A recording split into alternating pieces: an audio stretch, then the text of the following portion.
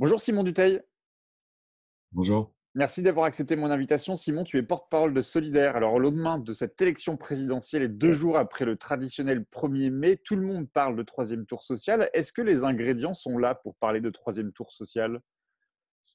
Bah, c'est un petit peu compliqué. Nous, on est un syndicat. Alors, se positionner en troisième tour, ça voudrait dire que notre action à nous, elle aurait été centrée sur le premier et le second tour de l'élection présidentielle. Évidemment, on a eu une action, notamment, par rapport à l'extrême droite, parce qu'on a une position assez forte, enfin, qui a été partagée par d'autres évidemment, mais à Solidaire pour dire, pas une voix pour l'extrême droite. Donc pour nous, c'est pas juste un troisième tour ou enfin voilà, c'est ce qui se passe avant, ce qui se passe pendant, ce qui se passe après. Heu, alors est-ce que, si je reformule un tout petit peu notre point de vue, est-ce que, la question c'est qu'il y a, une possibilité sur des mobilisations sociales fortes dans la période? On peut penser que oui, voilà, au moins pour 3 aspects. D'une part, la question des salaires, des Mm. pensions, des minima sociaux qui est centrale. Voilà, il y a clairement, on a un appauvrissement de millions de personnes, aujourd'hui et ça date pas de quelques semaines, quoi. C'est, depuis, au moins l'été dernier qu'il y a une accélération là-dessus, voilà. Le 2e aspect qui pourrait, mener à des colères, des batailles, c'est la volonté d'attaquer nos retraites, voilà et la protection Ouais. sociale. Globalement, il y a du monde qui peut avoir envie de pas se laisser faire là-dessus, beaucoup de monde et nous, c'est certain qu'on n'a pas envie de se laisser faire et puis après il y a d'autres aspects, qui sont importants aussi pour nous, on pense à la crise écologique notamment. Mhm. Quand on voit, qu'on nous annonce que s'il y a pas de grands mouvements et pour nous les grands mouvements, c'est-à-dire des grands mouvements sur la production, hein, sur les systèmes de production et de consommation, dans les, mois, au pire les 3 années qui viennent, on rentre dans des cycles infernaux donc tout ça, ça peut faire les ingrédients.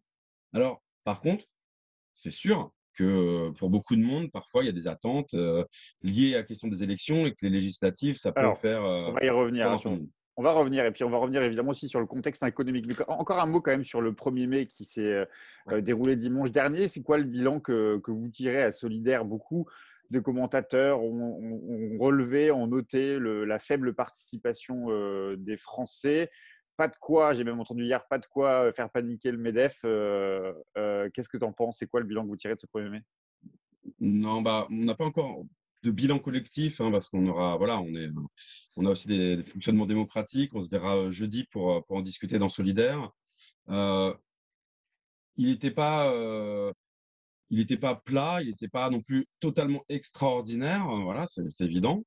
Mais il y avait quand même du monde et il n'y avait pas que des, permanents syndicalistes, qui sortiraient, leurs vieilles banderoles, usées quoi, ça Mhm. c'est pas ça. Après bon, c'était aussi un dimanche, hein, le 1er mai, c'est un jour férié, mais quand ça tombe un dimanche, il y a des gens qui travaillent le dimanche, tant mieux, ça les protège un petit peu plus, mais c'est pas voilà, c'est pas ce qu'il y a de plus pratique pour mobiliser.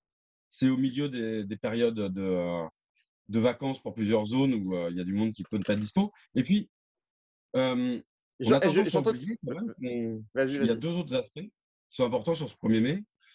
On sort d'un moment Covid, qui a fait perdre aussi des réflexes collectifs en termes de participation à des manifs et puis dans certaines grandes villes et on peut penser à Paris, par exemple, heu, on a encore du mal à venir avec des enfants parce qu'on se souvient des attaques violentes qui ont pu exister de la part des forces de l'ordre sur, décision du préfet de police et que ça permet pas encore de venir de façon sereine pour ce genre de manifestation comme ça pouvait l'être il y a plus de 10 ans, quoi. Ouais. Voilà. Alors, on a un contexte économique et social très compliqué. On parle même du retour de la stagflation, spectre des années 70, c'est-à-dire l'absence de croissance corrélée à une inflation record. Le risque à moyen terme, c'est les destructions d'emplois. C'est ce que vous redoutez le plus?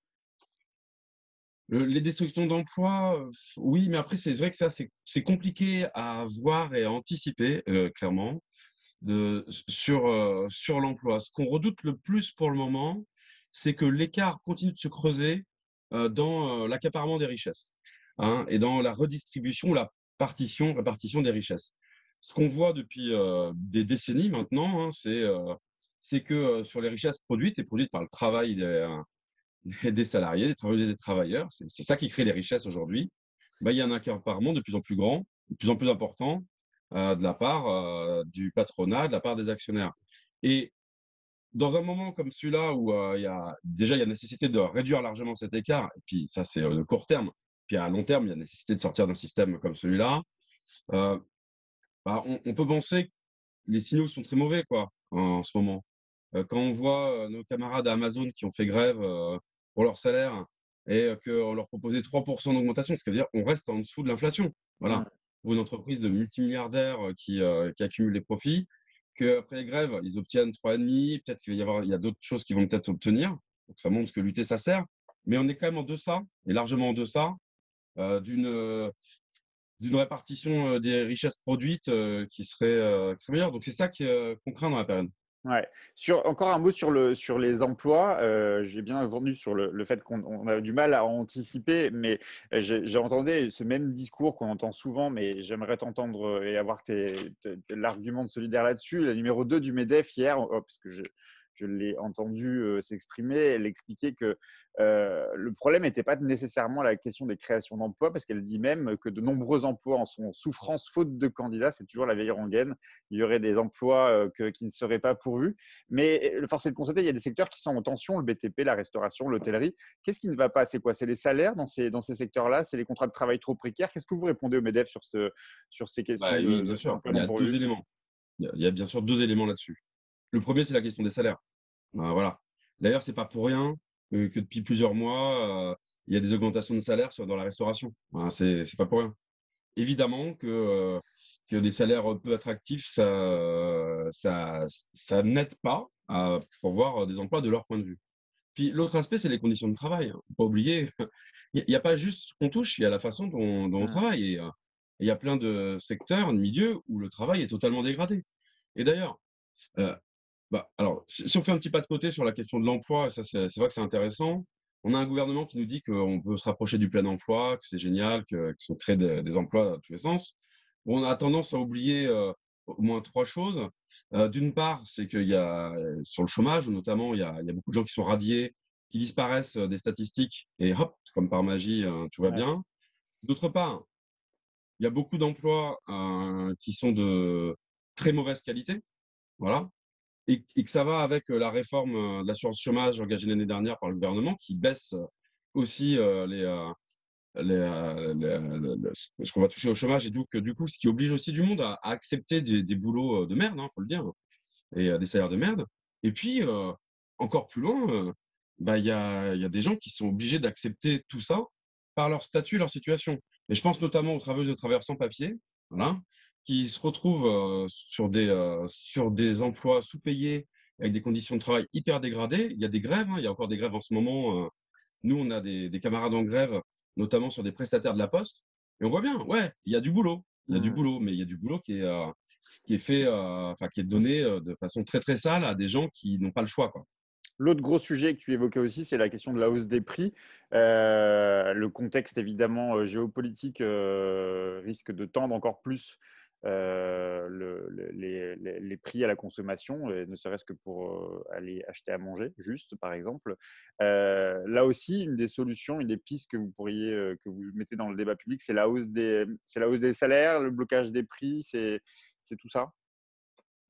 Nous, on met la question de la hausse des salaires, voilà.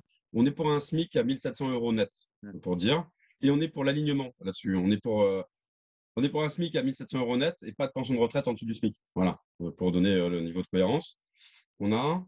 On pense que c'est ça, l'enjeu aujourd'hui, c'est de donner le moyen à tout le monde de vivre et pas de survivre, mais de vivre correctement. On est pour une augmentation immédiate de tous les salaires de 400 €, voilà et on est aussi parce qu'on a aussi une cohérence sur la répartition des richesses, mais aussi dans une cohérence écologiste, on est aussi pour la limitation des revenus de 1 à 5. C'est-à-dire pas de revenus 5 plus que Ouais. 5 fois supérieurs dans une entreprise.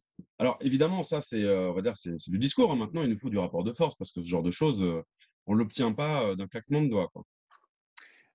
Tu le disais aussi, il y a la réforme des retraites.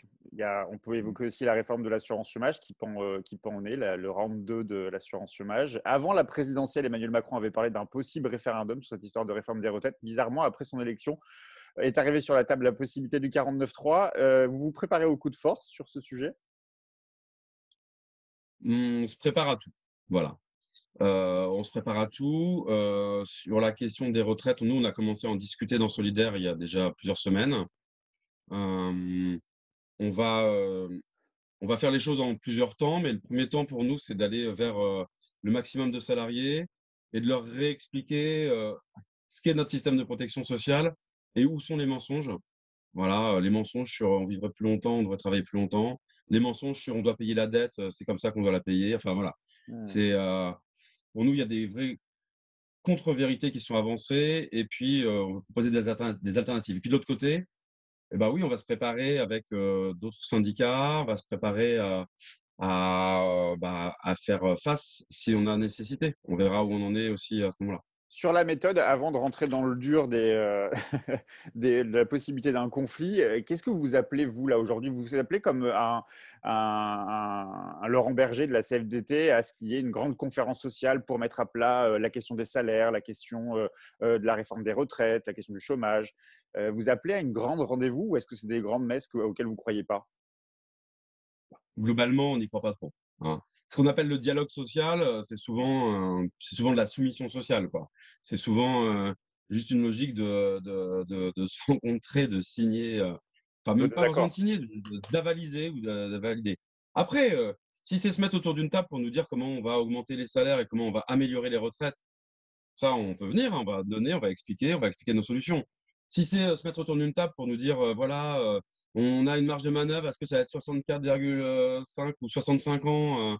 Bon, ça, faut pas compter sur nous. Nous, on n'a pas du temps à perdre pour ce genre de choses, quoi. Voilà. Ouais. Il y a la gauche en ce moment aussi qui est en train de discuter de la possibilité d'un accord au législatif qui irait du NPA au Parti socialiste en passant par les écologistes et l'économiste, tout ce petit monde entraîné par la force obtenue par l'Union populaire à l'élection présidentielle. On dit souvent que le mouvement social souffre d'une traduction politique. Elle est là, cette traduction politique, dans cet accord qu'on présente comme historique. Comment est-ce que vous observez ce qu'il se joue à gauche en ce moment? Alors, bon, déjà, quand on parle de débouchés politiques, pour le mouvement social, je pense que le premier débouché politique, c'est des victoires. C'est des victoires sur les luttes. Voilà. C'est ça la 1re chose. Alors après pour répondre à la question, hem nous, je veux dire, on peut enfin, on préfère largement qu'il y ait, un gouvernement, ou en tout cas qui affiche, qu'il va être progressiste. On va faire ça. Par contre, il y a des choses qu'on n'oublie pas. Je veux dire, c'est pas la première fois dans notre histoire récente que, des gouvernements peuvent s'afficher, enfin, en tout cas, des partis peuvent s'unir pour dire qu'ils vont faire un gouvernement progressiste. Si on prend en France, c'est déjà arrivé et puis on a encore un peu de souvenirs, dans le mouvement syndical de 81 ou de plutôt de Mmh. 83. Ben, voilà, dans l'évolution. Et puis plus récemment, on a vu ce qui s'est passé en Grèce, avec, Alexis Tsipras. C'est-à-dire que, il peut y avoir des promesses, puis il y a la réalité derrière. Nous, Ouais. on est un syndicat. Donc, en tant que travailleuses et travailleurs qui sont organisés, évidemment qu'il y en a qui participent, aux élections, et la majorité de nos camarades qui participent aux élections peuvent se dire, fort justement que, bah, on va plutôt, Mmh. aller, voter pour, des partis ou des candidats et des candidates qui ont des positions qui vont être proches des nôtres. Mais mais, bah, on est des travailleuses et des travailleurs. Mmh. Comme je disais tout à l'heure, je parlais de nos camarades sans papier qui, eux, ne Ouais. votent pas aux élections.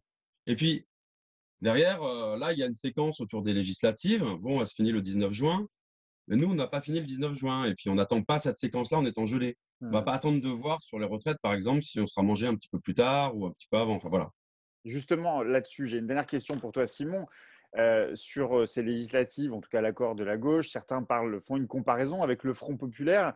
C'est aujourd'hui d'ailleurs, jour pour jour, la date anniversaire du Front populaire. Sauf que l'originalité quand même du Front populaire, c'était que les forces vives, justement, les syndicats, mais aussi les partis politiques, étaient partie prenante. Les syndicats étaient partie prenante de cette coalition.